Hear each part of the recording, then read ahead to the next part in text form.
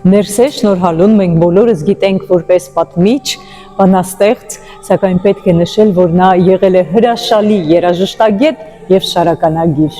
Ներսե շնորհալին հաջորդել է Գրիգոր Գ. Պահլավունուն, իրավակ եղբորը, իշխան Ապիրատ Պահլավունու որդին է, Գրիգոր Մագիստրոս Պահլավունու ծոռը։ Հիմնավոր կրթությունը ստացել է Քեսունի մոտ գտնվող Կարմիր վանքի դպրոցում, աշակերտելով Ստեփանոս եպիսկոպոսին։ 1166 թվականին Ներսես Դ. Կլայեցին ձեռնադրվում է Կիլիկիա ամենայն հայոց կաթողիկոս։ Իր բազմատաղանդության համար ժամանակակիցների կողմից ստացել է շնորհալի պատվանունը։ Պատվանունը կապված է ճարտասանության, ուսուցչության եւ մեկնությունների կարողությունների հետ։ Ներսես շնորհալին թողել է հարուստ ժառանգություն, մեկնություններ, արձակ, թղթեր, չափածո, հանելուկներ, վիպաքնարական բնույթի քերթվածքներ, շարականներ, մեղեդիներ եւ գանձեր։